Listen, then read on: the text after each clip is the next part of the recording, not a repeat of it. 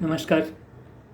कोकण प्रांत मातृशक्तीद्वारे जागर मातृत्वाचा हा उपक्रम आज मातृदिनापासून सुरुवात होत आहे हे मी जाहीर करतो.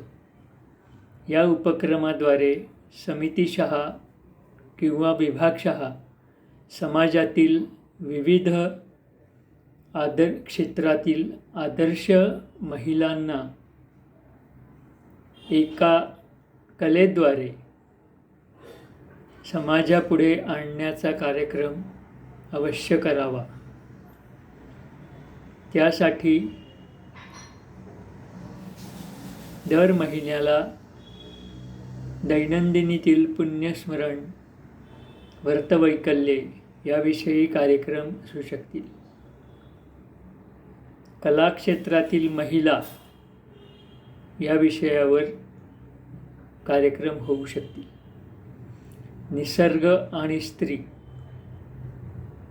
मातृभूमीस वंदनीय अशा व्यक्तिरेखा सादर करणे, नवरात्रामध्ये 9 रूपे 9 आयुधे,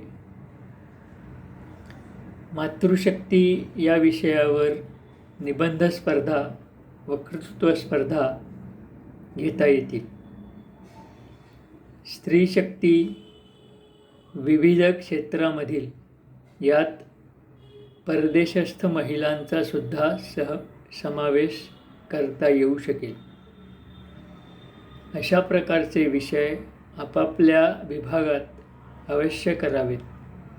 त्याचप्रमाणे स्वतंत्रता 75 ही संकल्पना आपल्या विविध उपक्रमांमध्ये, सादरीकरणांमध्ये असावी.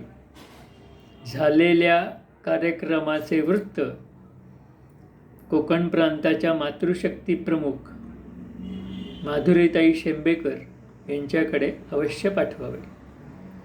सर्वांना आपण करत असलेल्या आणि करणार असलेल्या उपक्रमांबद्दल कोकण प्रांतातर्फे हार्दिक शुभेच्छा. धन्यवाद. नमस्कार. सर्व उपस्थितांचं, श्रोतृवर्गांचं स्वागत. मी माधुरी शेंबेकर, कोकण प्रांत मातृशक्ती संयोजिका, आपण सर्वांचं स्वागत करते. आज श्रावण महिन्यातील शेवटचा दिवस, तो बैलपोळा, श्रावण अमावास्या आणि मातृदिन म्हणूनही साजरा केला जातो. मनुष्य जातीला उपयुक्त जे आहे ते सर्व माते समान आहे, हे आपलं भारतीय तत्त्व आहे. या दृष्टीने आपण या दिवशी घरातील ज्येष्ठ महिलांचं, तसंच स्वतःच्या आईचं औक्षण करून त्यांना शुभेच्छा, त्यांना धन्यवाद द्यायचे आणि त्यांचा आदर्श आपल्यासमोर राहील असं आपण त्यांना त्यांच्याविषयी कृतज्ञता व्यक्त करायची असते. पण आम्ही आता गेल्या वर्षीपासून 2020 सालापासून संस्कार भारती कोकण प्रांतात हा कलेच्या माध्यमातून जागर मातृशक्तीचा म्हणून विचार शृंखला या दिवशी सुरू केलेली आहे. आणि मातेची थोरवी, तिचं कर्तृत्व, मातृत्व, वक्तृत्व, कुटुंबधारणा, समाजधारणा यासाठीचं तिचं जे नेतृत्व आहे, अशा अनेक गुणांविषयी काही कार्यक्रम करून कला संस्कारांचं रोपण, कलेविषयीचा भाव समाजापर्यंत पोचवण्याचा या विचारशृंखले, जागर मातृशक्तीचा या विचारशृंखलेमार्फत करायचा प्रयत्न आम्ही करीत आहोत. भारतीय संस्कारांचे भरणपोषण करणारी संस्कार भारती ही संस्था आहे. संस्कारांचं दातृत्व मातेकडेच आहे. मातृत्व ही एक जाणीव आहे आणि या जाणीवेमध्ये खूप साऱ्या गोष्टी सामावलेल्या आहेत. उत्तरदायित्व, सुशीलता, प्रेम अशा भावना, तसंच हे भावना आणि मूल्य या मातृत्वात आहेत. मातृशक्ती या जाणीवेतून कुटुंब, समाज, राष्ट्र या सर्व अवस्थांनी या सर्व व्यवस्थांनी जबाबदारीनं वागणं अपेक्षित आहे. आपले भारतीय विचार संस्कार यांचं अधिष्ठान असलेल्या कार्यक्रमाचं नियोजन करून मातृशक्तीचं जागरण करणं हे आपलं काम आहे. अशा तऱ्हेचे कार्यक्रम करताना आपले गुणात्मक परिणामही समाजावर निश्चितपणे होतील आणि समितीपासून प्रांतापर्यंत कार्यकर्ता तयार होईल. ही भावना हा मातृदिन साजरा करण्यामागे आहे. मातृत्व भावनेने वाढलेली मुलं समाजासाठी देशासाठी आपल्या ज्ञानाचा शहाणपणाने उपयोग करून नवनिर्मिती करणारी असतात. भारतीय चारित्र्याची भूमिका मातृत्वाशी जोडलेली आहे. म्हणून मातृशक्ती ही कुटुंबाची आधार आहे आणि त्यासाठी सुसंस्कारित माता होणं महत्त्वाचं आहे. हे संस्कार कलेच्या माध्यमातून होणं आवश्यक आहे, कारण कलेच्या माध्यमातून व्यक्त होणारी मूल्य ही समाजमन तयार करीत असतात. आपल्या भारतीय कला या भावभावनांशी तसंच सणांशी जोडलेल्या आहेत. म्हणून आजचा हा मातृदिन आपण कीर्तन या कलेद्वारे साजरा करीत आहोत. खरं तर सर्वच कलांनी हा मातृदिन साजरा करायचा आहे आपापल्या कलेद्वारे आणि तो आपल्याकडे होणार आहे. कीर्तन कलेद्वारे नामसंकीर्तनाबरोबरच मोठ्या प्रमाणात समाज प्रबोधनही साधलं जातो. आजचे कीर्तनकार श्री चंद्रशेखर बुवा अभ्यंकर बुवा व्यवसायाने सिव्हिल इंजिनियर आहेत, पण आवड आणि समाजाशी संपर्कात राहण्यासाठी हे कीर्तनाचं शिक्षण त्यांनी घेतलेलं आहे आणि सामाजिक विषयावर गेली 20 वर्ष सुमारे 500 कीर्तनाद्वारे ही सेवा त्यांची अखंड सुरू आहे. राष्ट्रीय स्वयंसेवक संघाचे 2 वर्ष प्रचारक म्हणून त्यांनी काम केलेलं आहे आणि सध्या संस्कार भारती कोकण प्रांतात मंत्री म्हणून कार्यरत आहेत. सामाजिक कार्याची जाणीव या अभ्यंकर कुटुंबियात असून त्यांची पत्नी पद्मजाताई आमच्या या विरार येथील विवा महाविद्यालयात प्राध्यापिका आहेत. शिवाय राष्ट्रसेविका समितीच्या कोकण प्रांताच्या सहकार्यवाहिकाही आहेत.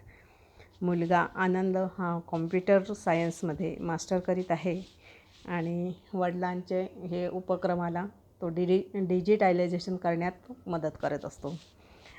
आज आपण नारदीय कीर्तन शैलीत राजमाता जिजाऊंचं आख्यान त्यांच्याकडून ऐकणार आहोत. चंद्रशेखर बुवा यांना आज कीर्तनकरीच्या साथ करणारे आहेत. हार्मोनियमवर मोरेश्वर बुवा देशमुख गेली 50 वर्ष ते कीर्तन करत आहेत, वाजवत आहेत आणि संगीत नाटकालासुद्धा ते साथ देत आहेत. तसंच तबल्याला बोलकं करणार आहेत श्री शंतनू कोलवणकर. हे सुद्धा गेली 10 वर्ष यांना वेगवेगळ्या लोकांना साथ करत तबला वादनाचे साथ करत आहेत. माझ्या या प्रास्ताविकानंतर कोकण प्रांताचे महामंत्री विजय काळे जागर मातृशक्तीच्या या विचारशून्य उपक्रमाचे उद्घाटन करतील. त्यानंतर लोककला संयोजिका डॉक्टर मोनिका ठक्कर या कार्यक्रमाविषयी ज्यांची मदत आम्हाला सहकार्य लाभलेलं आहे त्यांच्याविषयी कृतज्ञता व्यक्त करतील आणि त्यानंतर शेखरजी कीर्तनाला सुरुवात करणार आहेत. आपण सर्वांनी सुश्राव्य कीर्तन कलेचा आज आस्वाद घ्यायचा आहे आणि मातृदिन आपापल्या घरोघरी साजरा करायचा आहे. पुन्हा एकदा समस्त मातृवर्गाला मातृत्वाला नमस्कार करून माझं इथे प्रास्ताविक संपन्न करते. धन्यवाद.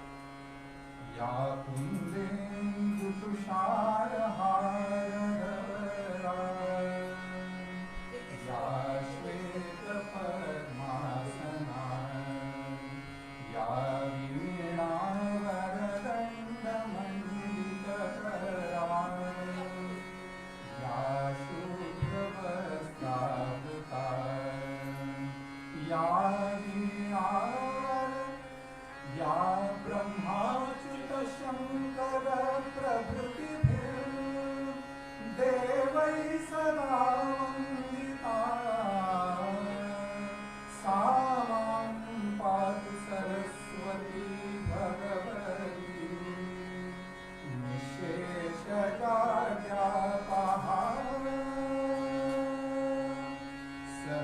सर्वमङ्गलमाङ्गल्ये शिवे सर्वार्थसाधिके शरण्ये त्र्यम्बके गौरी नारायणि नमोऽस्तुते आपदामुपहर्तारं दातारं सर्वसम्पदां लोकाभिरामं श्रीरामं भूयो भूयो नमाम्यहम् मनोजवं मारुततुल्यवेगं जितेन्द्रियो बुद्धिमतां वरिष्ठं वातात्मजं वानरयूथमुख्यं श्रीरामदूतं शरणं प्रपद्ये राजाधिराज रामचन्द्र महाराज की जय पवनसुत हनुमान की जय जय जय रघुवीर समर्थ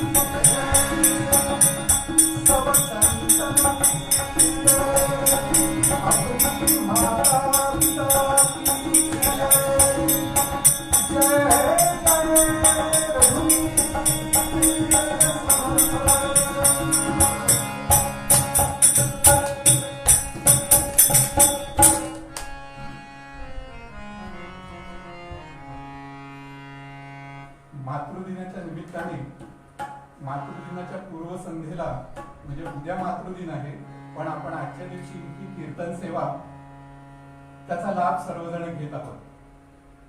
मातृदिन म्हणजे आईचं महात्म्य. संत एकनाथांनी मग काय म्हणून ठेवलं?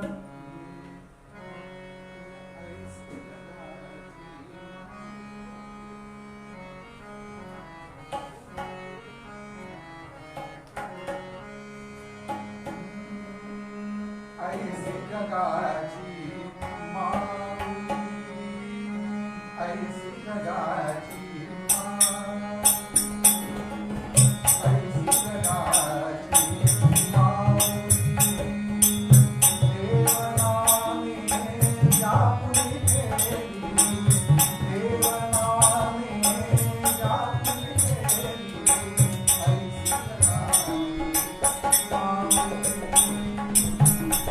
जगाची माऊली.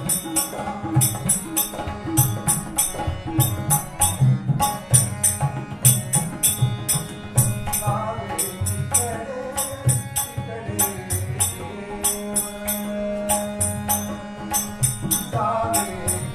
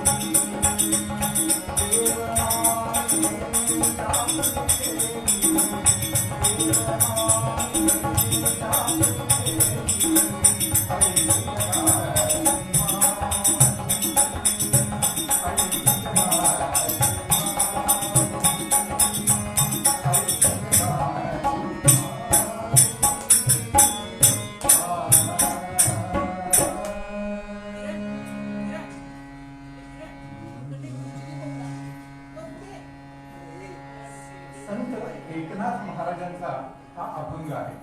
आपण सगळेजण एकदा माझ्या मागून म्हणूया, म्हणजे आपल्या लक्षात राहील काय अभंग आहे.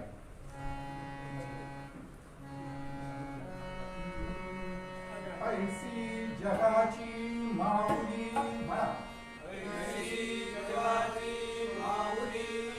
देव नामे व्यापुली फेरी.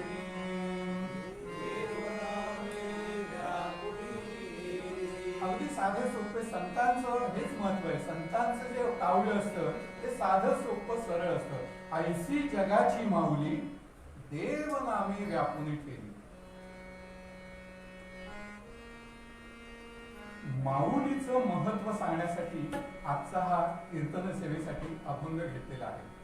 संत एकनाथ स्वामी त्यांच्याबद्दल काय म्हणायचं, आपला संसार योग्य रीतीने करून संसारी असलेले जे फार थोडे संत आहेत की ज्यांचा संसार अत्यंत सुखाचा आणि व्यवस्थित झाला. आयुष्यभर संत एकनाथांना पैशाची चणचण कधीच पडली नाही.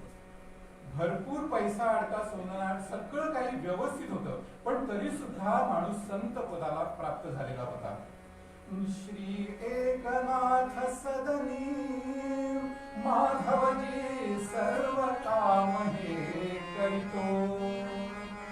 श्री एकनाथ सदनी माधवजी सर्व काम हे करितो. स्वकरे चंदन हासी गंगेचे पाणी कावडी भरितो.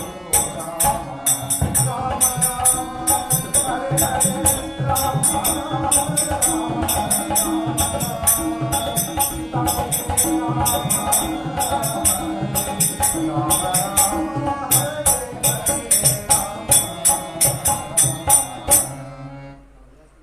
प्रत्यक्ष देव श्रीखंडाच्या रूपाने म्हणजेच एकनाथांकडे पाणी भरण्याचं काम करत होता. देवाला सुद्धा आपल्या भक्तीने ज्यांनी पाणी भरायला लावलं ते हे संत एकनाथ महाराज. एकनाथ महाराज काय म्हणतात, ऐसी जगाची माऊली देव नामे व्यापून ठेवी. देव म्हणजे देणारा. देव म्हणजे काय, देणारा. देव हा नेहमी आपल्याला देत असतो. ऐसी जगाची माऊली. माऊली आपण कोणाला म्हणतो बरं? आपल्या संस्कृतीचं हेच वैशिष्ट्य आहे. जे जे उत्तम उदात्त उन्नत महन मधुरते ते, त्या सर्वाला आपण माऊली असं म्हणतो. आणि म्हणून आपल्याला माहितीये की विठाई माऊली माझी असं आपण म्हणतो, ज्ञानेश्वर माऊली असं म्हणतो. माऊली, माऊली कुणी माय म्हणतं, कुणी माऊली म्हणतं, कुणी आई म्हणतं. आईची थोरवी थोर थोर साधू संतांनी, थोर महापुरुषांनी सुद्धा अप्रतिम वर्णन केलेली आहे. मुंजक झाल्यानंतर मुंज करणारा जो आचार्य असतो त्याच्या 10 पटीने महत्व वडिलांना असतं. वडिलांपेक्षा 10 पटीने महात्म्य आचार्यानं असतं, म्हणजे तो शिक्षक असतो. आज आपल्या सगळ्यांना माहिती आहे की आज 5 सप्टेंबर आहे, म्हणजे शिक्षक दिन आहे. उपनयन संस्कार करणाऱ्या गुरुजींपेक्षा जो शिक्षक असतो तो 10 पटीने चांगला असतो. त्याच्यापेक्षा शतपटीने वडिलांचं महत्व असतं. वडील इतके महत्वाचे असतात त्या शिक्षकांपेक्षा 100 पटीने. आणि आईचं महत्व त्याच्याहून 1000 पटीने आहे. पित्यापेक्षा 1000 पटीने जास्त असं आईचं महात्म्य पुराणांमध्ये वर्णन केलेलं आहे. इतकी महत्वाची आई आहे. आणि म्हणूनच आई सारखे दैवत साऱ्या जगतामध्ये नाही. येतं सगळ्यांना म्हणा माझ्या बाबा. आई सारखे दैवत साऱ्या जगतामध्ये नाही. म्हणून श्रीकाराच्या नंतर शिकले आई, बाळा शिकले आई. आई सारखे दैवत साऱ्या जगतामध्ये नाही. आई सारखे दैवत साऱ्या जगतामध्ये नाही. म्हणून श्रीकाराच्या नंतर शिकले आई, बाळा शिकले आई, बाळा शिकले आई. पूर्वी आपल्याकडे दसऱ्याच्या दिवशी पाटीपूजन होत असे. आणि दसऱ्याच्या दिवशी सकाळी सगळं आपलं काम आटपून आपण सरस्वतीची शारदेची पूजा करत होतो. आणि शारदेची पूजा करत होतो. आणि सगळ्यात पहिल्यांदी बाळाला जेव्हा लिहायला शिकवायचं असतं तेव्हा त्याच्या हातात पेन्सिल देऊन आई जी असते ती पाटीवरती पहिल्यांदी श्री काढत असे. आणि श्री काढल्यानंतर मग आई असं म्हणजे आई असं शिकवलं जायचं. आणि सगळ्यात पहिल्यांदी तो आ आणि ई असं आई हे शिकवलं जायचं. आता दसऱ्याच्या दिवशी काय करतो आपल्याला माहितीये, पुंडलिक वरदा हरिविठ्ठल. बऱ्याच जणांना आठवण करून द्यावी लागते की घरातले जे ग्रंथ आहेत ना अडगळीत पडलेले ते काढा. दसऱ्याच्या दिवशी त्यांची सकाळी पूजा करायची असते. कारण त्यातनं जे महत्व आपल्याला सांगितलेलं असतं त्याच्यामुळे आपली संस्कृती टिकून राहणार आहे. असं आईचं महत्व आहे. आई माते सम शरीर पोषण. पत्नी करते शरीर तोषण. विद्या शरीर भूषण. आणि चिंता शरीर शोषण.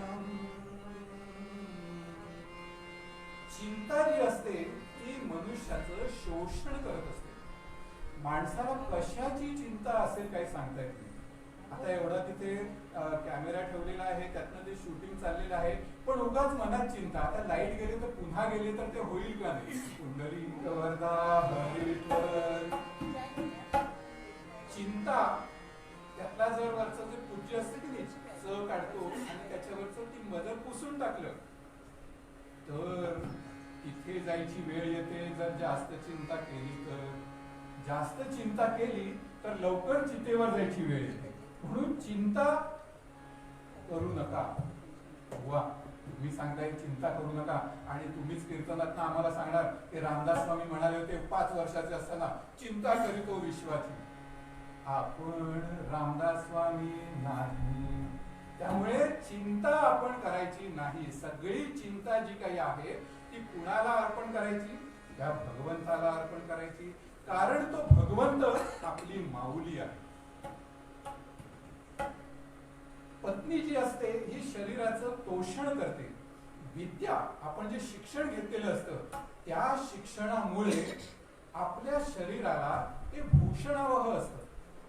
आता मी हे कीर्तनाचं शिक्षण घेतलं, तेच मला भूषणावह झालं ना, म्हणून तुम्ही सगळेजण माझ्या पुढ्यात आता बसलेले आहात. कुंडलिक वरदा हरी विठ्ठल. आई ही सगळ्या जगात जिच्या हाती पाळण्याची दोरी, ती मोठ्याने म्हणा, म्हणजे झोपलेले नाही आहेत ना ते बघण्यासाठी. कुंडलिक वरदा हरी विठ्ठल. जिच्या हाती पाळण्याची दोरी, ती जगातील उद्धारी. कारण आईच अशी असते की जी मुलांवर योग्य तऱ्हेने संस्कार करत असते. नरेंद्र छोटासा होता, आणि त्या नरेंद्राला त्या काळामध्ये त्यांच्याकडे गाडी घोडा होता. म्हणजे पूर्वीच्या काळी जुने जर सिनेमा आठवत असतील तर त्याच्यात अशी बग्गी दाखवलेली असते. तर त्या बग्गीचा जो कोचवन असतो की नाही, त्याला असा छानपैकी असा फेटाळणी असा तो असतो, त्याचा पोशाख वगैरे असा आकर्षक असतो. आणि त्या बग्गीमध्ये बसून हा छोटा नरेंद्र हा सगळ्या कलकत्ता शहरभर फिरायचा. कारण त्याचे वडील प्रख्यात नामांकित वकील होते, विश्वनाथ बाबू दत्त, आणि आई भुवनेश्वरी. आई मुलांना कसे संस्कार करत असते त्याचं एक छोटस उदाहरण. आणि साहजिकच साहेब पाहुणे घरामध्ये आलेले होते. लहान मुलांना आपण विचारतो, काय रे बाबा मोठेपणी तू कोण होणार आहेस? आणि मग आपल्याला माहिती आहे की काय काय आपली मुलं असं काहीतरी करतात, बरोबर आहे ना. आणि मग काय नाही, पाहुण्याला पण कळून येतं आपण कोणाला प्रश्न विचारला. पण नरेंद्रला प्रश्न विचारल्यानंतर तो चटकन म्हणाला, मी कोचमन होणार. आणि काय मंडळी, सगळ्यांना हसू आलं, कारण कोचमन म्हणजे खालच्या दर्जाचा. आता विश्वनाथ बाबू दत्त हे प्रख्यात वकील, पहिल्या प्रतीचे वकील म्हणतो असे विश्वनाथ बाबू दत्त. त्यामुळे साहजिकच मुलाकडून अपेक्षा काय होती की मी कोण होणार? मी वकील होणार, मी डॉक्टर होणार, असं उत्तर अपेक्षित असतं. मला आठवतंय, माझा मित्र होता लहान असताना, तो त्याने शाळेमध्ये निबंध लिहायला आला होता की मी कोण होणार. आणि मी कोण होणार म्हटल्यानंतर साहजिकच आहे आमच्यासारखे सगळ्यांनी मग मी डॉक्टर होणार, मी अमुक होणार, मी इंजिनियर होणार, मी असं हे करणार, मी तसं. त्याने लिहिलं होतं की मी झाडूवाला होणार. आणि झाडूवाला होणार म्हटल्यानंतर खरं म्हणजे त्या शिक्षिका ज्या होत्या ना, त्यांना भरपूर राग आला होता. 2 सांड कानफड्यात त्याच्या हणाव्या असं त्यांना वाटलं होतं. पण तो जो पूर्ण त्यांनी जो निबंध वाचला, तो वाचल्यानंतर त्याला पहिला क्रमांक द्यावा लागला. कारण त्याच्यात त्याने दिलं होतं की मी स्वच्छता करणारा होणार. आणि स्वच्छता म्हणजे नुसतीच कचरा काढण्याची स्वच्छता नव्हे, तर मुलांची मन देखील स्वच्छ करण्याची, मोठ्यांची सुद्धा मन स्वच्छ करण्याचं असं हे काम मी आपण करणार. मुलांनी कोण व्हायचं असतं हे आपल्या हातात नसतं. ज्याच्या त्याच्या मेहनतीने आणि ज्याच्या त्याच्या मार्गाने तो योग्य आणि मोठ्या पदावर जातच असतो. पाहुणे हसले आणि आतमध्ये भुवनेश्वरी देवींना खूप वाईट वाटलं. त्या पटकन बैठकीच्या खोलीमध्ये आल्या आणि बाहेर आल्यानंतर त्यांनी मुलाला ताबडतोब धरलं. आणि आता साहजिकच आहे, आपल्याला वाटतं की आता त्यांनी दिली असेल एक ठेवून, की असं सांगतात का कोचमन व्हायचं का तुला, हेच का दिवस आम्हाला आम्ही तुला, हाच का अभ्यास आम्ही तुझ्याकडून करून घेतला, असं काही काही त्या बडबडतील असं त्यांना वाटलं. पण भुवनेश्वरी देवीनी शांतपणे नरेंद्रच्या पाठीवरून हात फिरवला. पूर्वीच्या काळी बघा, घराघरातून असं एक चित्र असायचं, छानपैकी मोठं चित्र, की सगळीकडे युद्ध चाललेली आहे. युद्धावरती तो अर्जुन, त्याने तो सिदंती मम गात्र आणि मुखंच परिशिष्यती म्हणून ते धनुष्य खाली ठेवलेलं आहे. आणि भगवान श्रीकृष्ण हातामध्ये रथाचं दोरे घेऊन त्याचं सारथ्य करताना त्याला गीता उपदेश करतोय. हे साधारणतः चित्र पूर्वी घरोघरी असायचं. विश्वनाथ बाबू दत्तांच्या घरामध्ये सुद्धा ते होतं. त्या चित्राकडे त्या माऊलीने बोट दाखवलं आणि सांगितलं, तुला कोचमन व्हायचंय ना, तुला कोचमनच व्हायचंय, पण याप्रमाणे भगवान श्रीकृष्णाप्रमाणे तुला कोचमन व्हायचंय. गोपाल कृष्ण महाराज की जय. आई मुलांवर कसे संस्कार करत असते त्याचं हे छोटस उदाहरण.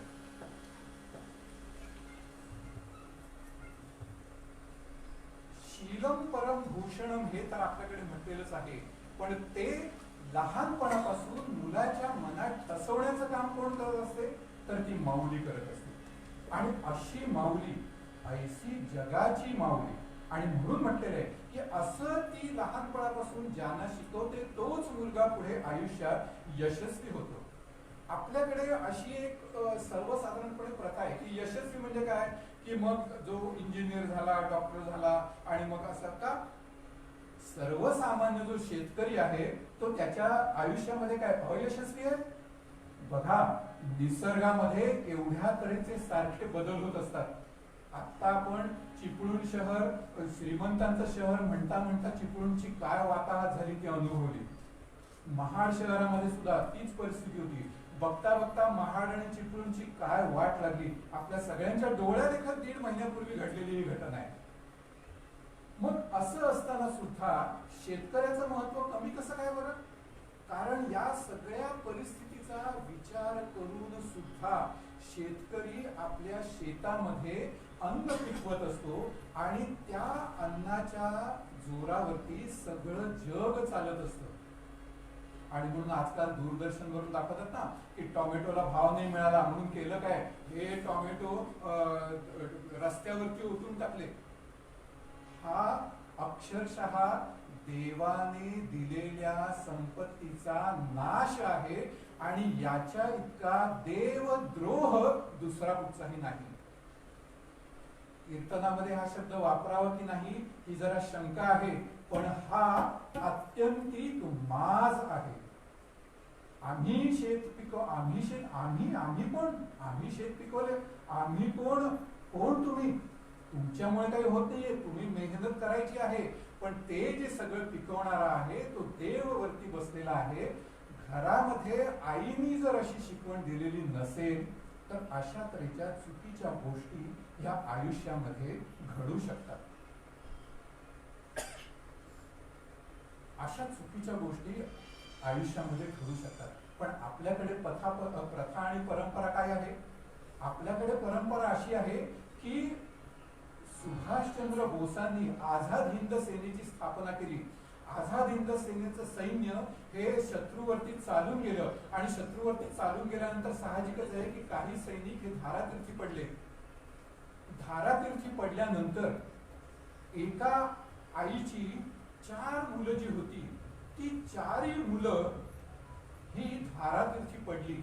आणि म्हणून सुभाषचंद्र बोस त्या माऊलीला भेटायला गेले. त्या माऊलीला भेटायला गेल्यानंतर तिला साष्टांग प्रणिपात केला आणि ती माऊली देवाशी इतकी कडाक्याची भांडण करायला लागली.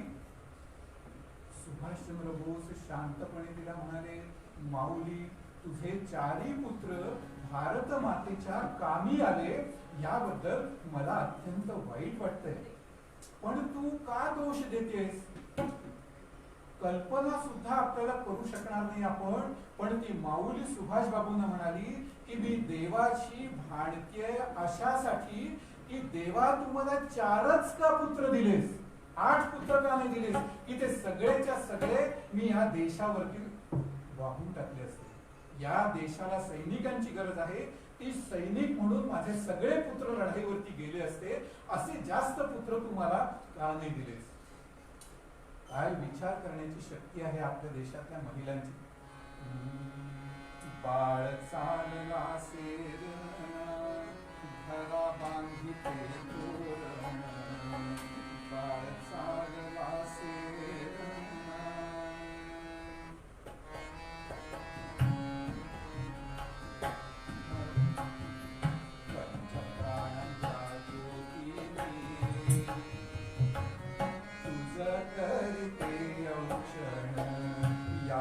विक्रमी पाहुनी स्वतंत्रता राखायाची खांद्यावरी गावी सारे शांती उद्याच्या जगाची. तुझ्या शस्त्रांना अस्त्रांना शक्ती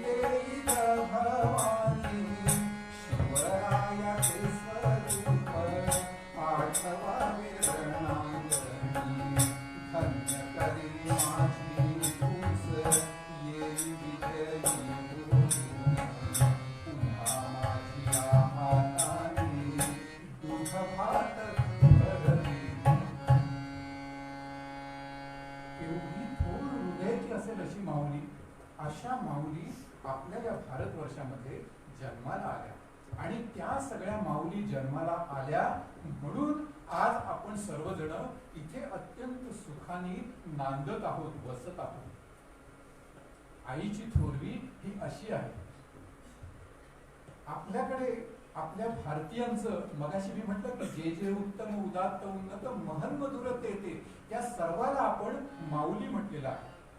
जगाच्या पाठीवरती फक्त आपला एकच भारत देश असा आहे की ज्या जगातले नागरिक देशाला माता म्हणून मान देतात. कुणी कधी ऐकले का अमेरिका माता की जय?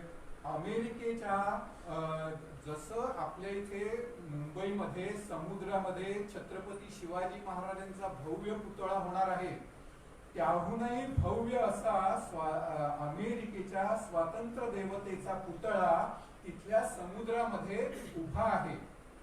पण म्हणूनही कधीही आजपर्यंत अमेरिका माता की जय आपण ऐकलं का? नाही ऐकलं. रशिया माता की जय कधी आपण ऐकलं का? नाही ऐकलं. जपानी माता की जय कधी आपण ऐकलं का? नाही ऐकलं. पण संपूर्ण विश्वाने हजारो वर्ष काय ऐकलं? भारत माता की जय. हे आपल्या सगळ्यांचं वैशिष्ट्य आहे. उत्तरम यत् समुद्रस्य हिमाद्रेश्चैव दक्षिणम वर्षंत भारतं नाम भारतीयत्र संस्कृती. ही आपली भारतीयांची संस्कृती आहे. ही संस्कृती आहे ही अजूनही टिकून आहे. गेली हजारो वर्ष आपल्यावरती आक्रमण होत राहिली पण तरीही आपण टिकलो. ग्रीक होऊन शकयवन तुटते ते भूमी पर भारती हौसले पंचनगरी तीर पर पता नहीं कहाँ है अतीत में समा गए भारतीय प्रवाह में निज को भी मिटा गए. भव्य दिव्य लक्ष्य की प्राप्ति ही विराम है, प्राप्ति ही विराम है. जन्म कर्म स्वर्ग से महान है, जन्म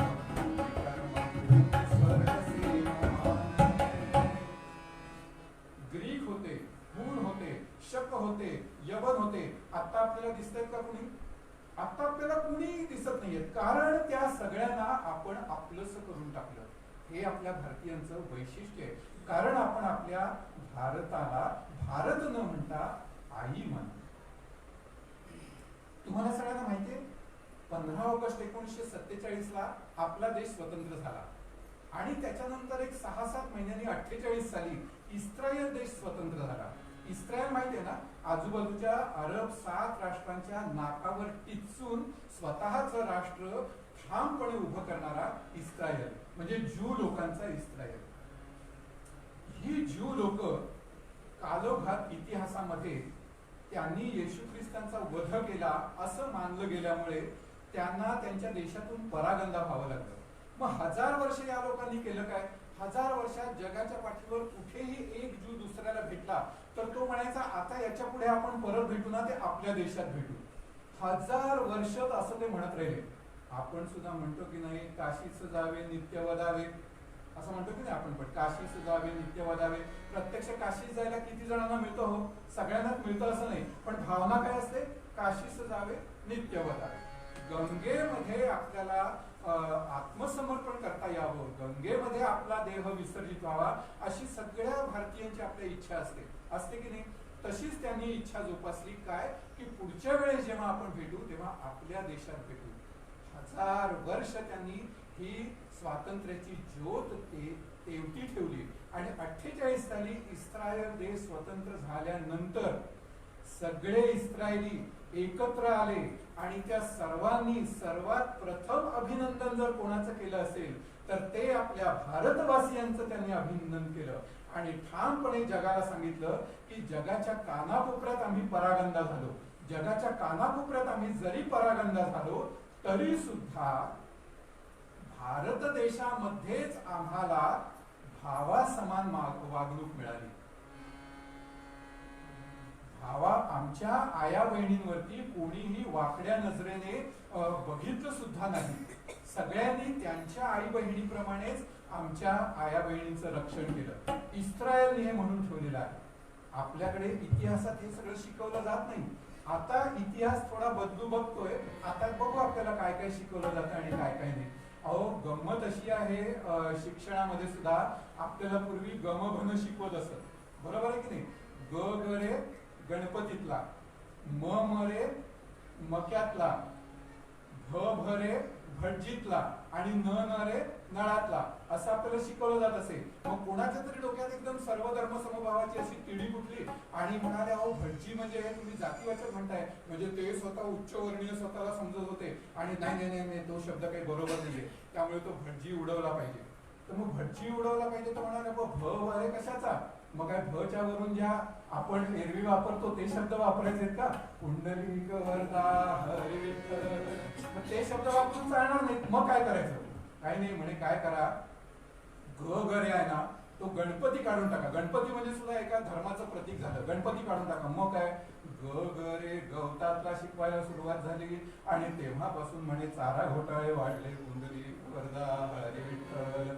ग गरे गवतातला शिकवायला सुरुवात झाली आणि भटजीतला ट उडवायला पाहिजे आणि म्हणून भटजीतला मधला ट उडवला आणि भ भरे भटजीतला शिकवायला सुरुवात झाली.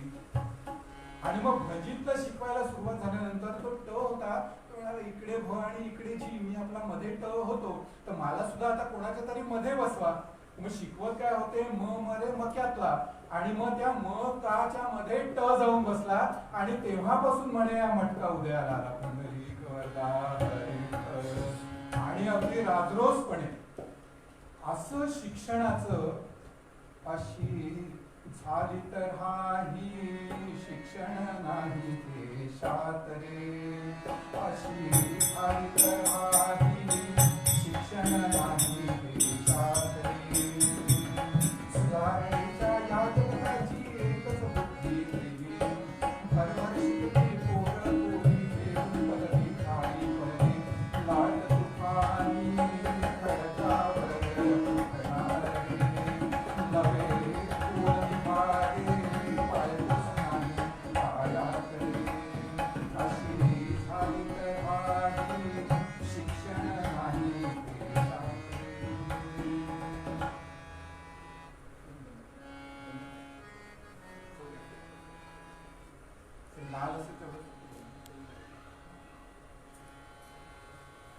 सगळी तंत्र सांभाळावी लागतात. प्रत्येकाचे म्हणून नियम आहेत की नाही, तसं सुद्धा त्या शूटिंगचा सुद्धा नियम आहे. मध्येच कोणाचा फोन आला तर चालत नाही त्याला, त्यामुळे तो बंद करावा लागतो. तर असं शिक्षणाची तयार झाली. मग सगळ्यात पहिल्यांदी 5 सप्टेंबर शिक्षक दिन असल्यामुळे सर्वात पहिला शिक्षक कोण मुलांचा, तर तो आई हाच आहे. आणि म्हणून आई ही सुशिक्षित नसली तरी चालेल, पण ती सुसंस्कृत असली पाहिजे.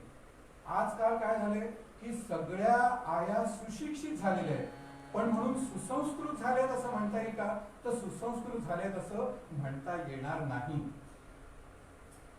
आई ही शरीराचं पोषण करत असते, आपण मगाशी बघितलं. मग ही शरीराची पोषण करत असणारी आई आहे. आजकालच्या ज्या शिकलेल्या तरुणी आहेत त्यांना असं वाटतं की मी जर माझ्या बाळाला अंगावरती पाजलं तर माझी फिगर खराब होईल. मंडळी, तुम्हाला ऐकताना कसं तरीच होत असेल, पण हे आमच्या इथे प्रत्यक्ष घडलेली गोष्ट आहे. सासवा सुनांच्यात भांडणं का, तर नुकत्याच जन्माला आलेल्या मुलाला सून म्हणते मी पाजणार नाही कारण माझी फिगर खराब होईल, आणि सासू म्हणते अगं कुणी हे वेळ तुझ्या डोक्यात भरवून ठेवलंय, आम्ही एवढ्या लहानाच्या मोठा झालो त्या काय अशाच झालो का. पण ही वस्तुस्थिती आहे. आज जेव्हा आई वडिलांचं मूल होण्याच्या अगोदर समुपदेशन केलं जातं, तेव्हा हे सगळं सांगण्याची पाळी आज आलेली आहे. म्हणजे इतकं सांगायचा वस्तुस्थिती अशी की सुशिक्षित झालो आपण, पण सुसंस्कृत झालो नाही. आणि सुसंस्कृत होण्याचं सगळ्यात पहिलं केंद्र कुठचं असेल घरामध्ये, तर ते म्हणजे आपली आई हेच असते. आणि हे आपल्या आईचं वैशिष्ट्य आहे. श्यामची आई हे पुस्तक सगळ्या आयांनी जरूर वाचलं पाहिजे. का वाचलं पाहिजे? की छोट्या छोट्या गोष्टीतून मुलांवरती आपण कसे संस्कार करत असतो हे त्यातनं आपल्याला शिकवलं गेलेलं आहे. आजकाल आपण घरात पूर्वी बघायचो की संध्याकाळची वेळ झाली, दिवे लागण्याची वेळ झाली की देवासमोर दिवा लागला जायचा आणि सगळेजण घरामध्ये मग रामरक्षा असेल, हनुमान स्तोत्र असेल, मारुती स्तोत्र असेल, ते सगळेजण म्हणायचे. आणि बेकंबे वेदोळी चार बेत्रिक्सा बेचोकाड बेपंची दहा असं पाढे म्हणायचे, पावकी म्हणायचे, अवकी म्हणायचे, असं म्हणायचे ना, म्हणायचे की नाही? आजी तुम्ही पण म्हणायचात ना. त्यामुळे काय होतं की सर्वसामान्य तुम्ही बाजारामध्ये गेलात तर बाजारामध्ये गेल्यानंतर पटकन भाजी काय सांगितलं असेल, रेट काय असेल, तुम्ही पटकन हिशोब करू शकत होता. आता ह्याला अडाणी म्हणायचं का तुमचं तुम्ही ठरवा. लिहिता वाचता येत नसेल पण पटकन हिशोब व्हायचा, कुणाचाही वेळ त्याच्यात जात नव्हता. का? कारण हे सगळे पाढे अगदी आवटीपासून सगळ्यांना तोंडपाठ होते. आणि आज मी इंजिनियर आहे, माझ्या हाताखाली नुकताच एक नवीन इंजिनियर आलेला होता. त्याला म्हटलं अरे आपल्याकडे 12 म्हणजे 1 डझन ते बांबू आलेले आहेत, त्याचे हाईट किती आहे बघ ती, आणि एकूण किती हाईट होते आपल्याला वरपर्यंत 60 फुटापर्यंत चढवायचे. त्याने म्हणाला की तो 12 बांबू आलेले आहेत ना, किती फूट आहे? ते म्हणाले 8 फूट आहे. मग किती झाले? 12 × 96. तर तो म्हणाला तुम्हाला कसं चटकन आलं? कुंडली वरदा हारीठ. त्याने खिशातनं मोबाईल काढला, त्याच्यावरती कॅल्क्युलेटर काढला, 12 × 8 केलं आणि मग तिथे 96 आल्यानंतर म्हणाला हा बरोबर आहे 96. कुंडली वरदा ही शिकलेली मुलं, इंजिनियर झालेली मुलं, त्यांची ही अवस्था. आता सांगा बरं सुशिक्षित कोण आणि सुसंस्कृत कोण? असं म्हणजे हे सुसंस्कृततेचं पहिलं विद्यापीठ जर कोणतं असेल तर ती म्हणजे आपली आई आहे. आणि हे आईचं महात्म्य आहे, हे आपण सगळ्यांनी जाणून घेतलं पाहिजे. आईची मूर्ती घडवायला देवदूत बघत होता. देवाने आईची मूर्ती घडवायला घेतली. आईची मूर्ती घडवायला घेतल्यानंतर देव क्षणभर विचार करण्यासाठी थांबला आणि देवदूत म्हणाला की देवा कोणत्या स्त्रीची प्रतिमा तुम्ही करता आहात? आणि त्याने बघितलं की का देवा तुम्ही विचारात का पडलात? तो म्हणाला की मला अशी स्त्री ही घडवायची आहे की जी गरिबीत सुद्धा आपला संसार सुखाने करेल, बिन दुधाचा चहा पिईल, शिळं न खाल्लं तरी तिला ते बाधणार नाही, आणि अशा तऱ्हेची ही मूर्ती मला घडवायची आहे. देवदूताला आश्चर्य वाटलं, देवा कसं शक्य आहे असं? आणि मला एकाच वेळी तिला हातांच्या 6 जोड्या असल्या पाहिजेत. 6 जोड्या? देवा काय सांगता तुम्ही? हो 6 जोड्या असल्या पाहिजेत. म्हणजे एकाच वेळी ती चुलीवरती पोळ्या लाटत असेल, त्याच वेळेस ती तिथे भाजी पण चिरून ठेवत असेल, त्याच वेळेस टीव्हीवरच्या मालिकांवरती सुद्धा तिचं लक्ष असेल, त्याच वेळेस मुलगा जर पडला तर त्याला औषध लावायला सुद्धा तिचे हात असतील, आणि त्याच वेळेस घरात आलेल्या पाहुण्याचं स्वागत सुद्धा ती पाणी देऊन करेल. बापरे देवा असं कसं शक्य आहे? नाही नाही म्हणे, मी ही जी मूर्ती घडवली ना तिला हे शक्य आहे. आणि हो मला ना तिला डोळ्यांच्या 3 जोड्या द्यायच्या. 3 जोड्या? देवा 3 जोड्या काय कामाच्या? अरे नाही देवदूता, ऐक, ही जी आहे ना तिच्या डोळ्यांच्या 2 जोड्या असतील ना, त्या भिंती पलीकडे आपली मुलं काय करतायत याचं तिला बरोबर भान असणार आहे. तिच्या पाठीमागे मुलं काय करू शकतील याचा अंदाज येण्यासाठी तिला पाठीमागचे 2 डोळे असतील, आणि समोरचे 2 डोळे सर्वांप्रमाणेच असतील की त्या 2 डोळ्यांनी कदाचित तिला आपल्या मुलाला ओरडावं लागलं तर त्याच्यावर डोळे सुद्धा ती वटारेल. पण त्याच वेळेस तुझ्या इतका गुणी मुलगा दुसरा कुणीही नाही हे न बोलताही ती आपल्या डोळ्यातून शांतपणे सांगू शकेल. देवा तुझी लीला खरंच अगाध आहे, असं कसं काय शक्य आहे? देव म्हणाला. आणि मग देवदूताने त्या ज्या मूर्तीच्या गालावरून असा हात फिरवला. देवदूत म्हणाला, देवा इथे तर पाणी आहे, हे ओलं आहे, ही मूर्ती अशी तिला तडा गेलाय की काय? देव म्हणाला, तडाने गेलेला. एकाच वेळी आनंदाचं दुःखाचं, आशेचं, निराशेचं आणि अशा तऱ्हेच्या सगळ्या भावनांना ती आपल्या अश्रू वाट मोकळी करून देत असेल. आणि देवदूत अत्यंत थक्क झाला, मला देवा हे घडवणारा तूच आहेस, तूच अशी निर्मिती करू शकतोस. आणि ह्या निर्मितीला देव म्हणाला, थांब थांब, ती निर्मिती माझी आहे, तू लवकर मला ती लवकरात लवकर पूर्ण करायची आहे. देवदूत म्हणाला, लवकर पूर्ण करण्याचं कारण काय? देव म्हणाला, तिला लवकरात लवकर पूर्ण करायची आहे कारण ती माझी कल्पना शक्ती आहे. आ म्हणजे आत्मा आणि ई म्हणजे ईश्वर. आई, अशी आई मला घडवायची आहे कारण ती माझी स्वतःची असेल. देवदूत अत्यंत थक्क होऊन गेला आणि देवदूत म्हणायला लागला, हे प्रभो विभो अगाध किती तव करणी, हे प्रभो विभो अगाध किती तव करणी, मन चिंतन हो प्रत करणी, मन चिंतन हो प्रत करणी, प्रभो विभो अगाध किती तव करणी, हे प्रभो विभो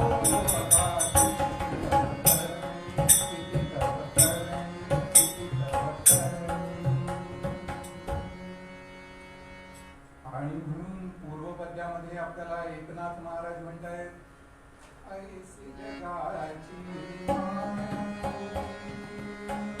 ऐसी जगाची माऊली देवा, ऐसी जगाची माऊली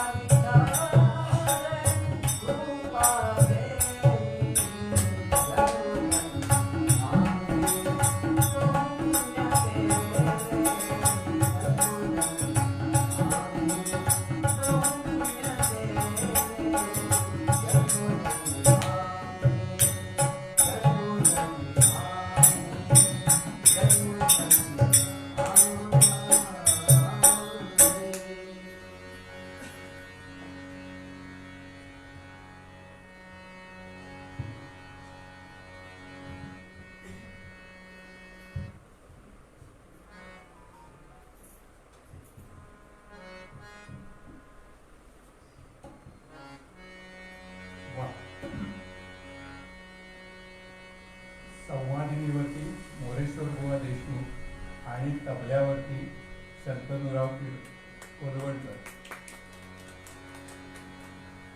जन्मोजन्मी आम्ही बहुपुण्य केले म्हणून असे साथीदार मिळाले. पुंडरीकवरता हरित. आणि अजून आई वडिलांची पुण्याई ही सुद्धा अशी आहे की त्यामुळे आपल्यासारखे श्रोते मिळाले. पुंडरीकवरता हरित.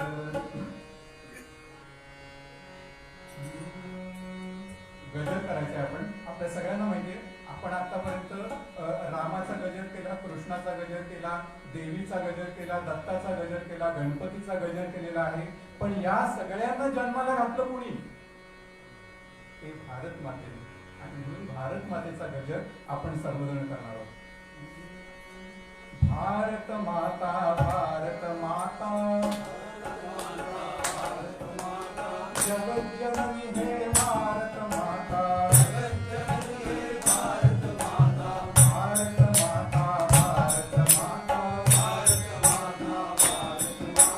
विश्वजननी हे भारत माता.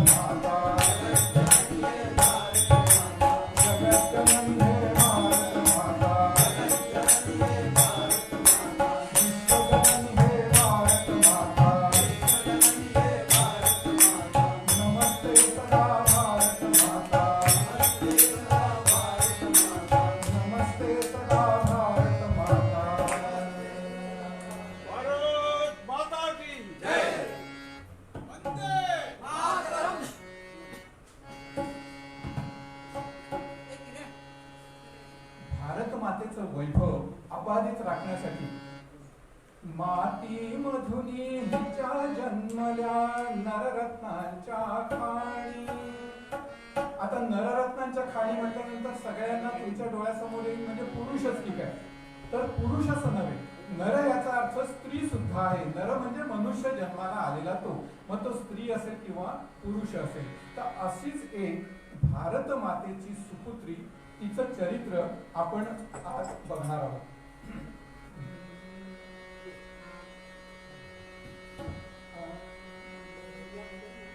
रूपी कल आर्य भूमीवर ब्रह्मवरे पातला बुडाला धर्म भरत भूतला. रूपी कल आर्य भूमीवर ब्रह्मवरे पातला बुडाला धर्म भरत भूतला. वेद बीजते प्रेमी केले भूंग सकल भूपती मांडली सजनी सोडून निघी. वेद बीजते पेरून केले भूंग सकल भूपती मांडली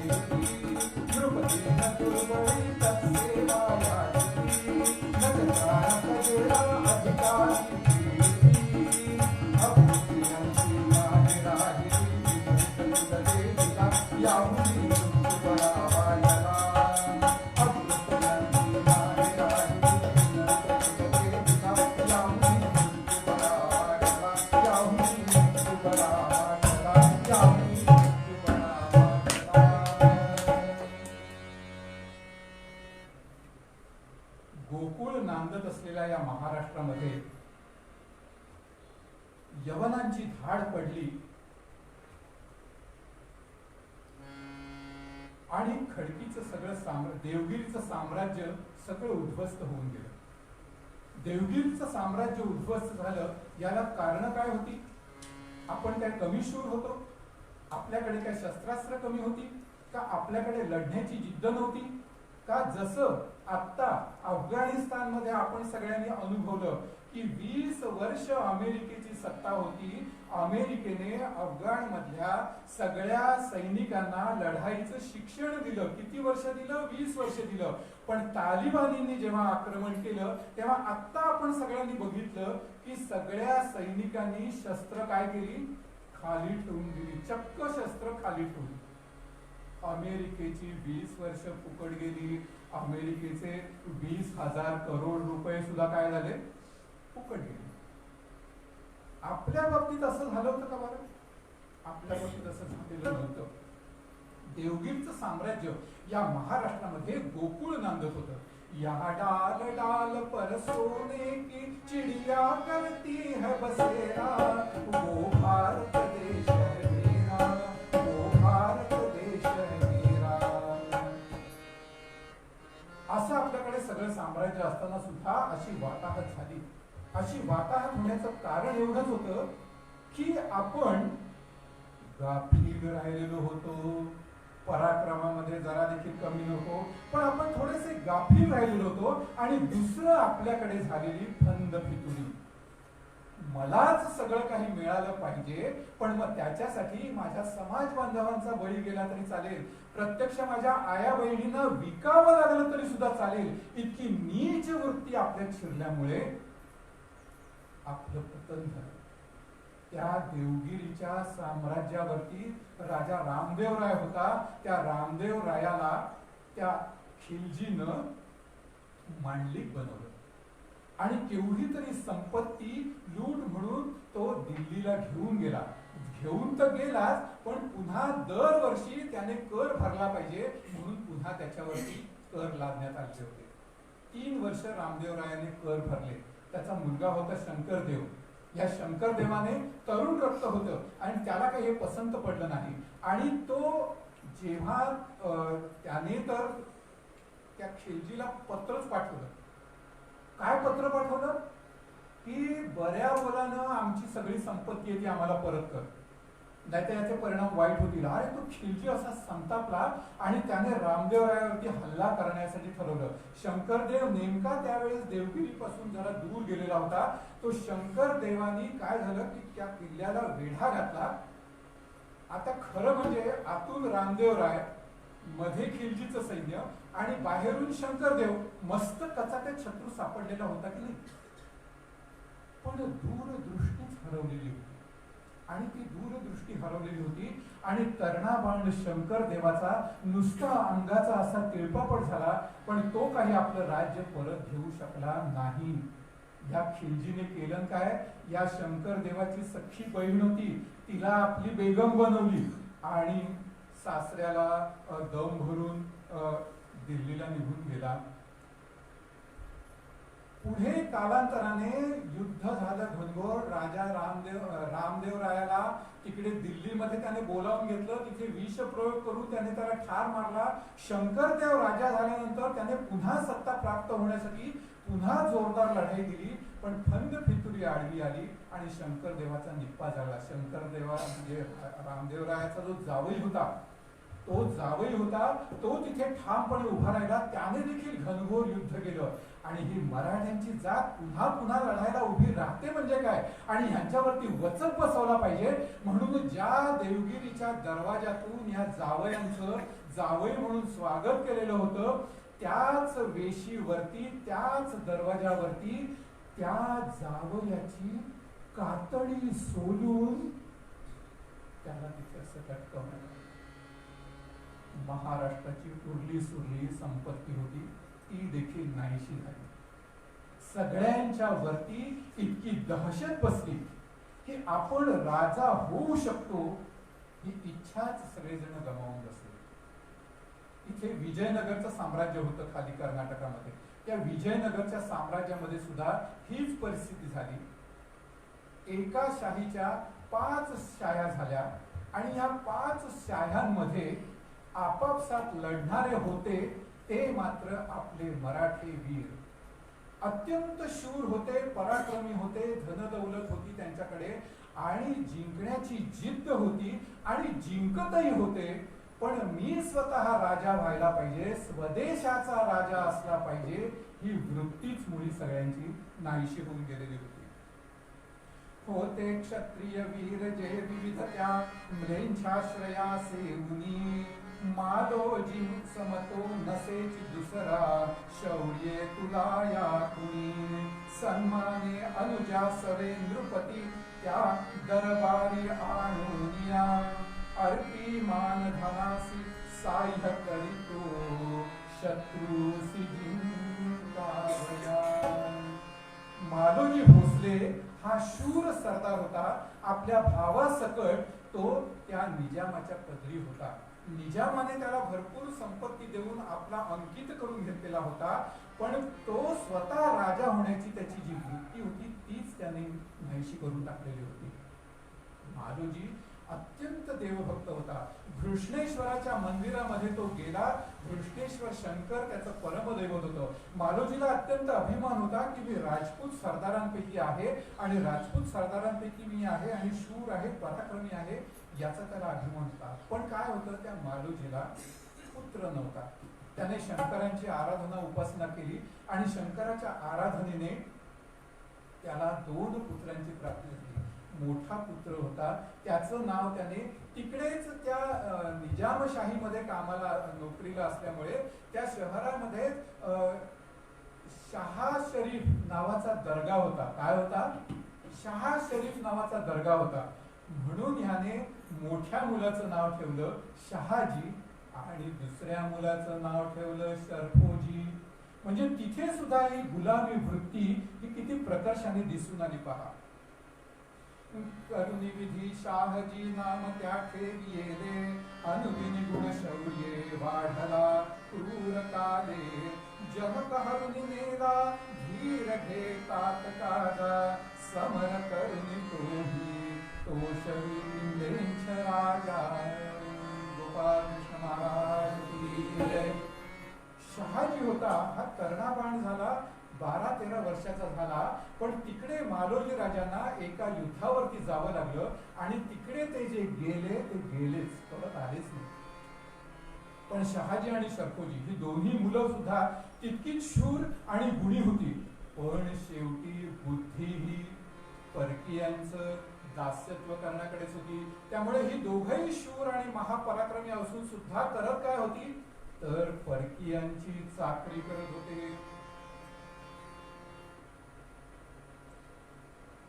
त्याच वेळेस शहाजीचं हे शौर्य बघून लखुजी जाधवराव नावाचा त्यांचाच जो सरदार होता, त्यांच्याच बरोबरीचा सरदार होता, त्या सरदाराने बघितलं, शहाजी राजांना बघितलं आणि आपली जी मुलगी होती, दुहिता मुलगी, ती त्याने शहाजीला द्यायचं ठरवलं.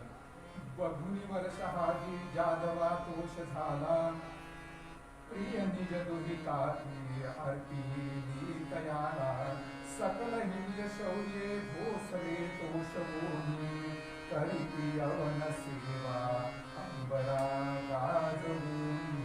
गोपाल कृष्ण महाराज की जय. शहाजी आणि जिजाबाई यांचं लग्न झालं. जिजाबाई अत्यंत कर्तृत्ववान महिला होती. लहानपणापासून तिच्यावर योग्य संस्कार झालेले होते. रामायण महाभारतातल्या गोष्टी तिला अगदी तोंडपाठ होत्या. कौशल्याने रामाला काय गोष्टी सांगून लहानाचं मोठं केलं होतं हे तिने नीट लक्षात घेतलेलं होतं. कुंती मातेने आपल्या पाचही पांडवांना लहानाचं मोठं केलं होतं, त्यावेळेस तिने काय गोष्टी सांगितल्या असतील बरं त्यांना, याचा ती मनाशी विचार करत असे आणि त्या दृष्टीने रामायण महाभारताचा व्यवस्थित अभ्यास करीत असे. महाराष्ट्राचं दुर्दैव मात्र असं होतं की मराठे हे एक तर यवनांच्या पदरी चाकरी करत होते आणि आपापसात लढूनच मारले जात होते. घटना सुद्धा त्याच्यासाठी फार मोठ्या असाव्या लागतात का? बिलकुल नाही. साध्या थोड्याशा सुद्धा घटनामुळे हे आपापसात लढून स्वतःचा नायनाट करून घेत असत. बादशहाचा दरबार सरला, बादशहाचा दरबार सरला, बादशहाचा दरबार सरला, सरदार मंडळी भराला, खंडगळ्यांचा हत्ती ठरला, गर्दी तुळशीचा पडू लागला, खंडगळ्यांचा हत्ती ठरला, गर्दी तुळशीचा पडू लागला, शूरदत्ताजी पुढे धावला, शूरदत्ताजी पुढे धावला, संभाजी हा काळ त्याजला, संभाजी हा काळ त्याजला, मारून ये हत्तीच बोलला, मारून ये हत्तीच बोलला, मारून ये हत्तीच बोलला, नाही ऐकले त्या शब्दाला, दत्ताजी ते भान राहला, सोंड कापून नमने हत्तीला, सोंड कापून नमने हत्तीला, हत्ती ओढत म्हणे फिरला, भोसले जाधवाला विडला, भोसले जाधवाला विडला, भोसले जाधवाला विडला, झाले दोघेही ठार, संपले जिजाऊचे माहेर.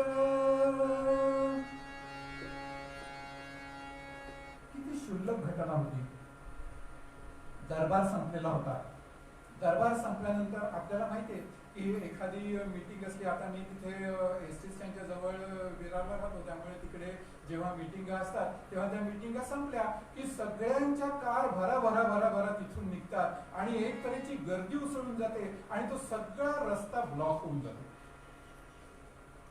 निजामाचा दरबार संपलेला होता. सगळे सरदार आपापल्या घरी जाण्यासाठी उत्सुक होते आणि सगळ्यांची एकच गर्दी झाली आणि त्या गर्दीमध्ये खंडागळे नावाचे जे सरदार होते, त्या खंडागळे सरदारांचा हत्ती बिथरला आणि तो हत्ती इतका बिथरला की त्याच्यावरती बसलेला जो माहूत होता, तो माहूत त्याला पराणीने असा टोचत होता. हत्तीच्या गंडस्थळावर असं पराणीने टोचायचं असतं आणि म्हणजे मग तो शांत होतो असं म्हणतात. पण तो काही हत्ती ऐकायला तयार नव्हता. पराणी मारून मारून मारून मारून मारून मारून हत्तीचं गंडस्थळ नुसतं लाले लाल रक्ताने झालेलं होतं. पण हत्ती काही ऐकत नव्हता. हत्ती थोड्या वेळाने इतका पिसाळला की वाटेत येणाऱ्या जाणाऱ्याला सोंडेने घेऊन गरगर गरगर फिरवून तो उडवून देत होता आणि त्याच्यामुळे रस्ता एकतर अरुंद, त्याच्यात हा पिसाळलेला हत्ती आणि एक तऱ्हेची झुंबड नुसती सगळीकडे उडून गेली. आणि ते सगळं बघितल्यानंतर पुढे गेलेला दत्ताजी परत मागे येऊन बघतो तो हा सगळा गोंधळ आणि खंडागळेंना हत्ती आवरा म्हणून तो सांगतोय. पण खंडागळे सुद्धा इतके हतबल झालेले होते की त्यांना सुद्धा काहीच करता येत नव्हतं. हत्ती पिसाळलेला होता आणि त्याच वेळेस या जिजाबाईंचा जो भाऊ होतय ते त्या दत्ताजीत सांगत होते की तू शांत राहा, तू काही गडबड करू नको, हत्ती पिसाळला तर पिसू दे, तू मध्ये उगाच येऊ नको. पण त्या दत्ताजी भोसलेने बघितलं की अरे काय हा हत्ती पिसाळला म्हणजे काय, असा कसा पिसाळला आणि आपलं सैन्य त्याच्या खाली बेची राखून जाईल म्हणून त्याचा संताप चढत झाला. आणि एक क्षण असा आला की त्याने घोड्यासकट त्या हत्तीवरती झेप घेतली त्या हत्तीला आवरण्यासाठी. आणि आता हा हत्तीला मारणार हे जाधवांच्या लक्षात आलं आणि जाधव फक्त म्हणाले की हत्तीला मारू नका, कारण जाधवांचं आणि खंडागळ्यांचं साठलोट होतं. आणि या सगळ्या गोंधळात हत्तीला मारू नका हे काही त्या दत्ताजीला ऐकू आलं नाही आणि त्याने हत्तीला काबूत आणण्यासाठी हत्तीला सपासप मारायला सुरुवात केली. आणि त्याच याच्यामध्ये हत्तीची सोंड त्याने एका घावात तोडून टाकली आणि पिसाळलेला हत्ती इकडे ची ची करीत खाली बसला. हत्ती एकदा खाली बसला की मग त्याच्यावर आवर घालता येतो. पण झालं असं की त्या हत्तीची सोंड तुटली, हत्ती तिथे बसला. खरं म्हणजे भांडण इथे संपायला काही हरकत नव्हती की नाही, पण भांडण इथे संपलं नाही. त्याचा आवेश असा चढलेला होता की त्या आवेशाने त्याने थांब त्याला मारू नको, थांब त्याला मारू नको असं सांगणाऱ्यावरतीच हल्ला चढवला. आणि बघता बघता जाधव आणि भोसले या दोन्ही घराण्यांचं उपैर वाढीस लागलं आणि बघता बघता दोघं एकमेकांवर तुटून पडले आणि दोघांनीही एकमेकांना मारून ठार केलं. निजामाला दरबार सोडून तिथपर्यंत यावं लागलं आणि ती मारामारी थांबवावी लागली. आणि ह्या सगळ्या गदारोळामध्ये जिजाबाईंचं माहेर मात्र संपलं. जिजाबाई आकांत करायला की अरे काय वेडेपणा, अरे काय वेडे आहात तुम्ही. म्हणजे तिला असं झालं की मी कोणासाठी रडू, माझा दीर गेला म्हणून रडू का माझा भाऊ गेला म्हणून रडू, का ह्या मराठेशाहीने हा जो अंधाधुंद कारभार चाललेला आहे त्याच्या या वेडेपणासाठी रडू, कोणासाठी मी रडू. जिजाबाईने त्या महिषासूर मर्दिनीला हाक घातली आणि जिजाबाई त्या महिषासूर मर्दिनीला म्हणते बये दार उघड, बये दार उघड, बये दार उघड, बये दार उघड, दार उघड बये आता दार उघड, बये आता दार उघड, बये आता दार उघड, दार उघड बये आता दार उघड. महिषासूर मर्दिनी, महिषासूर मर्दिनी, बये दार उघड, बये दार उघड, माहूर गडवासिनी लक्ष्मी दार उघड, बये आता दार उघड, बये अंबापूर कोल्हापूरच्या अंबाबाई दार उघड, बये आता दार उघड, दार उघड, बये आता दार उघड, तुळजापूरच्या भवानी आई दार उघड, बये आता दार उघड, बये दार उघड, बये दार उघड, बये दार उघड.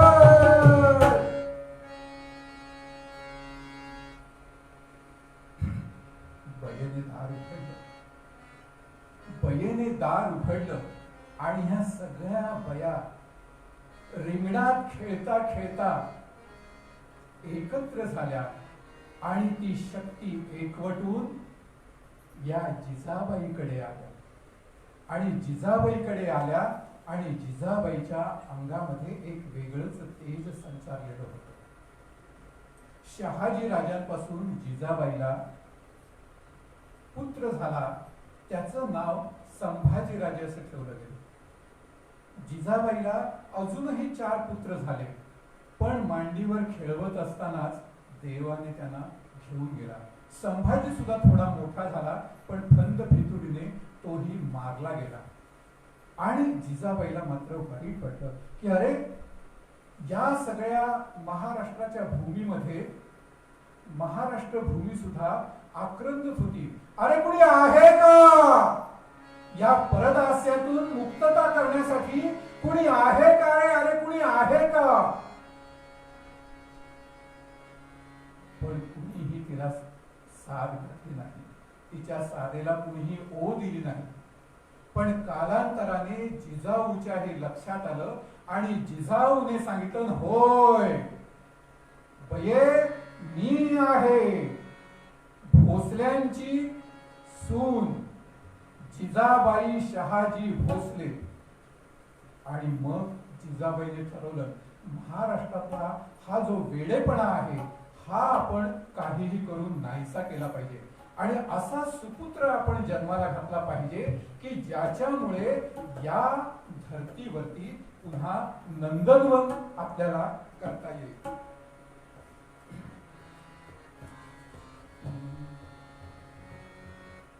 पण तरी सुद्धा महाराष्ट्रातील जनता कशी होती? वीरते असुनी शौर्याचे भेदे बलनाशे त्यांचे. वीरते असुनी शौर्याचे भेदे बलनाशे त्यांचे. एकदाच्या पुरी सेवा दिल्लीश्वर कधी वंदावा. बहुमान यवन दरबारी मानिती धन्यता सारी. आपसात बांधुनी पैरा उडविला देश सारा. नाचती तुरांवर भुंगे विकुलिया शक्ती रंगे. माहिती बांधवा अंगे बघती ना हाल देशाचे. नावनाच्या धर्माचे नावनाच्या धर्माचे. चालते सर्व सेवेचे वीरते असुनी शौर्याचे. भेदे बलनासे त्यांचे भेदे बलनासे त्यांचे भेदे बलनासे त्यांचे. त्या निजामाच्या दरबारामध्ये चाकरी करत असताना सुद्धा निजाम म्हणजे सुद्धा काही फार मोठा चांगला होता अशातली गोष्ट नाही. त्याच्या पत्री मलिक अंबर नावाचा त्याचा एक सरदार होता. तो तर इतका खट्याळ होता, तो काम झालं की तू कोण आणि मी कोण अशा तऱ्हेचीच त्याची वृत्ती होती. आणि त्या मलिक अंबर जेव्हा वर गेला तेव्हा साहजिकच आहे त्याच्या मुलाला निजामाने त्याच्या ठेवलं. ते धूर्त काय समयी अतियाजली होताची सिद्धी अपमान पुन्हा करीती. दिल्लीश्वरा भिवनी अंबर पुत्र दोघा प्रार्थी शहाजी लखुजी समयास यागा. दिल्लीश्वर त्याने तिथून हल्ला चढवला म्हणून या अंबरपुत्राने शहाजी भोसले आणि लखुजी जाधव या सासरा आणि जावयांना पुन्हा एकदा बोलवून घेतलं. तुम्ही दोघांनी एकत्रितपणे या आणि त्यांना नायनाट करा आणि आमचं संरक्षण करा. पण या दोघांनीही पराक्रमाची शर्थ केली. निजामाला जिंकून दिलं पण आपण स्वतः या देशाचे राजा व्हायला पाहिजे ही वृत्ती काही मनात बाणवली नाही. आणि यांनी सुद्धा केलं काय? मनी बाणिली वृत्ती सेवा पराची. बुजे सर्व ही आत्मजाणीव त्यांची. क्षतापासून रक्षितो क्षत्रतोची. नसे राही स्मृती की गुणांची. क्षत्रिय म्हणजे काय? क्षत्रिय म्हणजे कोण? की क्षत म्हणजे नाहीस होण्यापासून जो वाचवतो तो क्षात्र म्हणजे तो क्षत्रिय. पण हा सुद्धा गुणाची कुणाला आठवण राहिलेली नव्हती. आणि हे सगळं सगळं सगळं जिजाबाईच्या लक्षात येत होतं. जिजाबाई म्हणत होती नवऱ्याला देखील समजावू शकत नव्हती आणि वडिलांना देखील समजावू शकत नव्हती. शेवटी निजामशाहीने आपलं म्हणणं खरं केलं. लखुजी जाधवरावांना भर दरबारामध्ये बोलावून घेतलं. लखुजी जाधवराव आणि त्यांचे 4 भाऊ म्हणजे जिजाबाईचे अजून भाऊ होते ते सगळे तिकडे एकत्र झाले. निजामाच्या दरबारामध्ये ते आले आणि निजामाने त्यांनी जो मुजरा केला, मुजरा करण्यासाठी ते लवले, तो निजाम चक्क उठला आणि निघून गेला. सरदारांमध्ये हा अत्यंत अपमान समजला जातो आणि लखुजी जाधवरावांना हा अपमान लक्षात आला आणि ते त्या क्षणी दरबारातून परत फिरले आणि बाकीच्या सगळ्या सरदारांनी गर्दी केली आणि लखुजी जाधवराव त्यांचे 4 भाऊ, या 5 जणांना त्या सरदारांनी नाहीस करून टाकलं. जिजाबाईंचं जे काही शिल्लक होतं ते माहेरही नाहीस झालं. आणि आता मात्र तिला दिवस गेलेले होते, पण तिने ध्यास घेतलेला होता. हे चंडिके वरदान दे, हे अंबिके वरदान दे, हे चंडिके वरदान दे, हे अंबिके वरदान दे. मद शस्त्र दे, मद अस्त्र दे, मद शस्त्र दे, मद अस्त्र दे, मद ज्ञान दे, मद जाण दे, मद ज्ञान दे, मद जाण दे. उन्मत्तरी सिंहासने, उन्मत्तरी सिंहासने, चिरफाळ्या सामर्थ्य दे, चिरफाळ्या सामर्थ्य दे. हे चंडिके वरदान दे, हे अंबिके वरदान दे, हे चंडिके वरदान दे.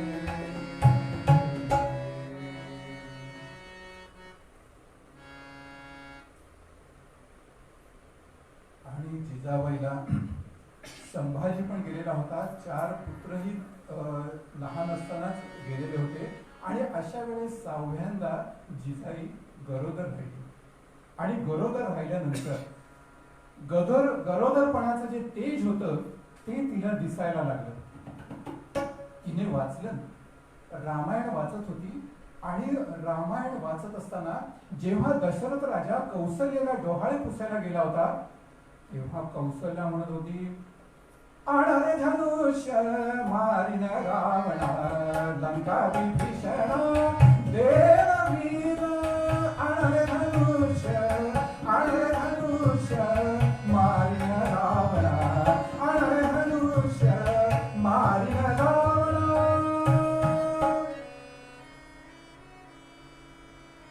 जिजाबाईला हे वाचत असताना सुद्धा तिच्या अंगात सुद्धा स्फुरण चढत होतं. आणि तिला सुद्धा कडक डोहाळे लागले. डोहाळे सुद्धा कसे होते? ध्यासमनी जाऊन आणि शत्रुघ्नी अनरसले, ध्यासमनी जाऊन आणि शत्रुघ्नी अनरसले. अश्वगज बलगी भूमी सारी असे, अश्वगज बलगी भूमी सारी असे. ध्यासमनी जाऊन आणि शत्रुघ्नी अनरसे, ध्यासमनी जाऊन आणि शत्रुघ्नी अनरसे. रत्नसिंहासनी छत्रशुभ्र हिवरी, रत्नसिंहासनी छत्रशुभ्र हिवरी. सदसि शोभा करी मृदु अनिल चामरी, सदसि शोभा करी मृदु अनिल चामरी. वाणी दुर्गगिरी तुंगकेतन सरी, वाणी दुर्गगिरी तुंगकेतन सरी. धाक यवनांतरी दुंदुभीरव करी, धाक यवनांतरी दुंदुभीरव करी. ध्यासमनी जाऊन आणि शत्रुघ्नी अनरसे, ध्यासमनी जाऊन आणि शत्रुघ्नी अनरसे. ध्यासमनी ध्यासमनी ध्यासमनी. एकच ध्यास, मी स्वतः हातामध्ये तलवार घेईन आणि शत्रू सैन्यावर तुटून पडेल.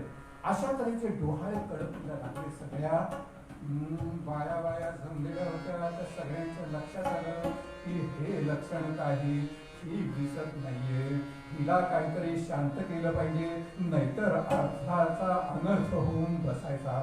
पण जिजाबाईला डोहाळे लागले होते ते अजूनही कडक होते. काय म्हणत होती ती?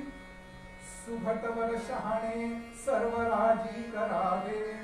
सुभट म्हणजे आपण माहिती की भटा वगैरे असं आपण म्हणतो, पूजा सांगणाऱ्यांना वगैरे असा. भट म्हणजे योद्धा. संस्कृत भाषेमध्ये भट म्हणजे योद्धा आणि सुभट म्हणजे चांगला योद्धा. सुभटवर शहाणे सर्व राजी करावे, धनुष्य रखर शक्ती खड्ग हाती धरावे. रगडून धर्म स्थापनी कष्ट घ्यावे, गमत तिस मराठी राज्य ऐसे करावे.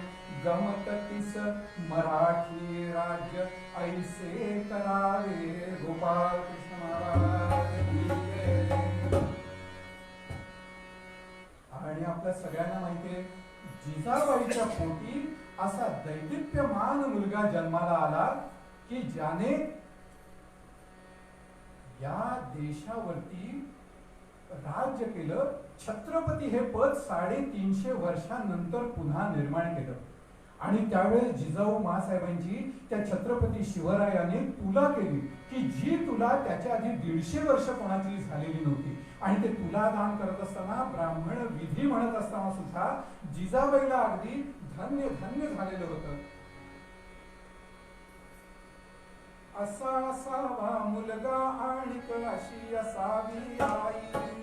असा असावा मुलगा आणि अशी असावी आई. थोरविलांची दिवण्यासाठी कमी पडावी शाई. थोरविलांची दिवण्यासाठी कमी पडावी शाई. नमस्कार, मी डॉक्टर मोनिका ठक्कर, लोककला संयोजक, कोकण प्रांत. आज मातृदिनानिमित्त आपल्यासमोर कीर्तनाचा कार्यक्रम सादर करण्यात आला. ज्यांनी नारदीय कीर्तन सादर केलं ते होते कीर्तनकार श्री चंद्रशेखर अभ्यंकर. संवादिनीवर साथ करत होते श्री मोरेश्वर बुवा देशमुख. यांची ख्याती म्हणजे गेली 50 वर्षे ते कीर्तन आणि संगीत नाटकाला साथ करीत आले आहेत. त्यांच्यासोबत तबल्यावर साथ करीत होते श्री शंतनू कोलवणकर. ह्या सर्व कलावंतांचा मी मनपूर्वक आभार व्यक्त करते. ऑनलाईन सादर करणाऱ्या होत्या आमच्या स्वातीताई इंदुलकर, त्यांचंही मी इथे आभार व्यक्त करते. जागर मातृशक्तीचा ही शृंखला सुरू करणारे महामंत्री श्री विजयजी काळे यांचे मी इथे विशेष आभार मानते.